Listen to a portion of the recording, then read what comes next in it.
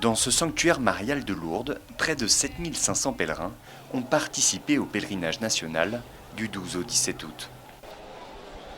Devant la grotte des apparitions, où Marie est apparue à Bernadette Soubirous, les fidèles se recueillent en prière et certains touchent le rocher. Claire a tenu à partager ce moment avec sa fille, Sibylle. On est toujours venu au pèlerinage en famille au sanctuaire, et puis là du coup c'était important de venir montrer le sanctuaire et la grotte à Sibylle, 1 an et demi, et puis la biberonnée à l'autre Lourdes.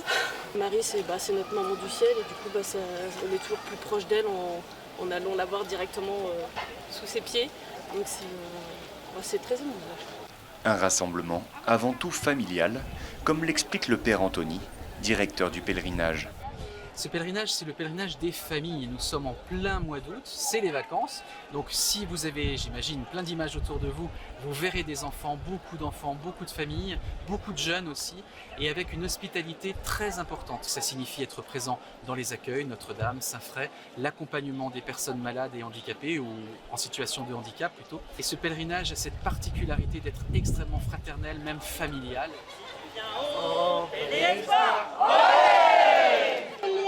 grotte, comme ça, il y a la grotte, comme ça, il y a la grotte, comme ça, il y a la grotte, comme ça. Une grande famille réunie autour d'une seule mère, Marie. Un refuge pour Francine, 90 ans et aveugle de naissance. Ma mère Marie, qui est notre mère à tous, eh bien, elle m'aide, elle m'écoute, elle me comprend. Et je suis heureuse de venir là où elle a apparu. Pour l'accompagner, Francine est aidée par Maïwen, brancardière, qui a décidé de vivre son pèlerinage au service des autres. Hop. Pardon, parce que le virage est un petit peu serré là.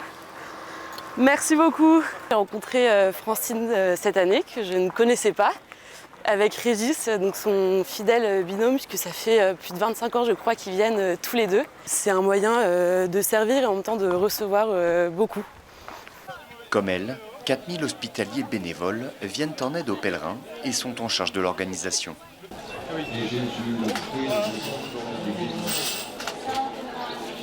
C'est le cas aux piscines, où dans une démarche d'abandon, les pèlerins peuvent s'immerger dans l'eau de la source.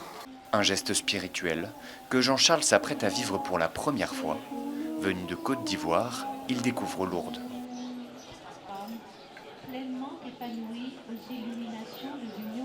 Wow, je ne sais pas comment décrire, c'est une sensation vraiment à laquelle je ne m'y attendais pas du tout.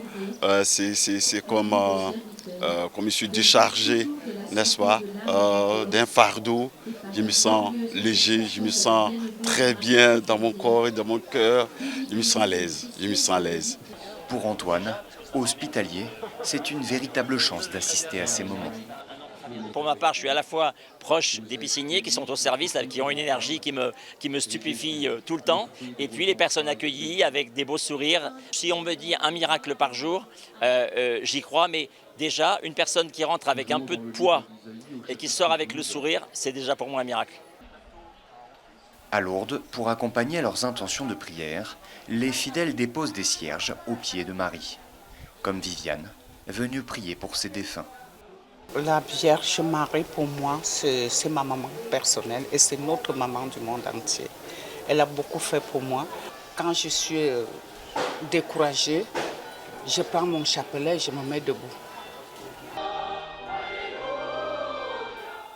Point fort du pèlerinage, la messe de l'Assomption, célébrée par le cardinal Vesco, avec 20 000 fidèles.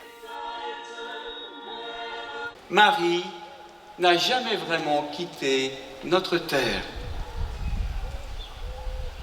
Elle est présente en bien des lieux d'apparition, comme ici à Lourdes. Elle est ce pont entre la terre et le ciel, où elle nous précède, où elle nous attend.